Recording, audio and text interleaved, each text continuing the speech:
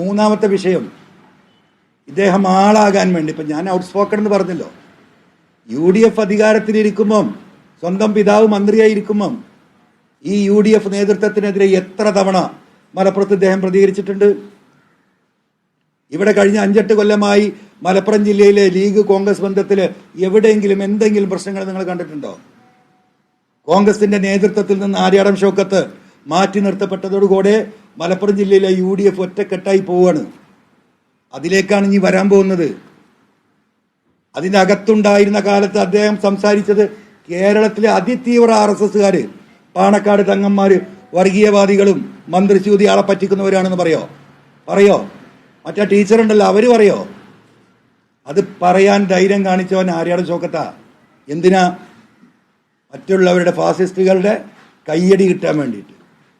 ആ ശിഹാബ് തങ്ങൾ മന്ത്രിച്യൂതി കൊടുത്ത് പണം തട്ടുന്നവനാണ് എന്ന് പറഞ്ഞിട്ട് എന്താ പോലീസ് പോയിട്ട് ചെറുകിടക്കാരെയാണല്ലോ പിടിക്കുന്നത്?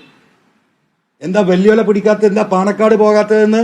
ഈ മന്ത്രിയുടെ വീട്ടിലിരുന്ന്, UDFന്റെ മന്ത്രിയുടെ വീട്ടിൽ, സ്വന്തം പിതാവിന്റെ വീട്ടിലിരുന്ന് പറഞ്ഞിട്ട് ഒരു പ്രശ്നമില്ല. ഔട്ട്സ്പോക്കൺ അല്ല. അത് ആ സമുദായം, ആ പാർട്ടി മറക്കുവോ? ആ വീഡിയോ ഓടിക്കൊണ്ടിരിക്കല്ലേ നിലമ്പൂരിൽ മുഴുവൻ. PV അൻവറാണോ? നിലമ്പൂർക്ക് പോയിട്ടില്ല ഞാൻ ഇതുവരെ. പിന്നെന്താ? മൂപ്പർക്ക് ദേശീയ അവാർഡ് കിട്ടി. പാഠമൊന്ന് വിലാപം, ഒരു സിനിമ. ഇവിടെ ദേശീയ അവാർഡുകൾ മുഴുവൻ കിട്ടാറ് എവിടെയാണ്? ഈ ന്യൂനപക്ഷ സമുദായത്തെ ഏറ്റവും മോശവൽക്കരിച്ച് എഴുതുന്ന കഥകൾക്കും തിരക്കഥകൾക്കും ഉണ്ടാകുന്ന സിനിമ. എന്താ പ്രമേയം? മുസ്ലിം സമുദായത്തിലെ ശൈശവ വിവാഹം. ഒന്ന്. എന്താ രണ്ടാമത്തെ പ്രമേയം? നിങ്ങൾക്കറിയാം, ഈ മലയോര മേഖലയിലെ ആളുകൾ, അത് ക്രൈസ്തവനായാലും ഹിന്ദു ആയാലും മുസൽമാനായാലും വളരെ പാവപ്പെട്ടവരാ. മുസ്ലിം കുടുംബങ്ങളിൽ കുട്ടികളുടെ എണ്ണം കൂടുതലുണ്ടാവും. 3, 4, 5 പെൺമക്കളുണ്ടാവും. ചില വീടുകളിൽ ആൺമക്കളെ ഉണ്ടാവില്ല. 5 പൈസ അവരുടെ കയ്യിലില്ല. 30, 35, 40 വയസ്സായ മക്കൾ കൺമുമ്പിൽ നിൽക്കുമ്പോൾ ആ മാതാപിതാക്കളുടെ ഹൃദയം പൊട്ടുകയാണ്. ഒരു നിവൃത്തിയില്ലെങ്കിൽ റബ്ബെ ആരെങ്കിലും ഒന്ന് വന്നെങ്കിൽ എൻ്റെ കുട്ടിക്ക് കൈ പിടിച്ചു കൊടുക്കുക എന്ന് വിചാരിക്കും.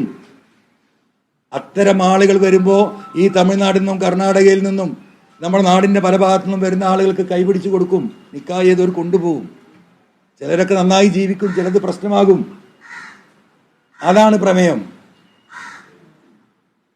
ഈ പറയുന്ന ദേശീയ അവാർഡ് കിട്ടിയില്ലേ?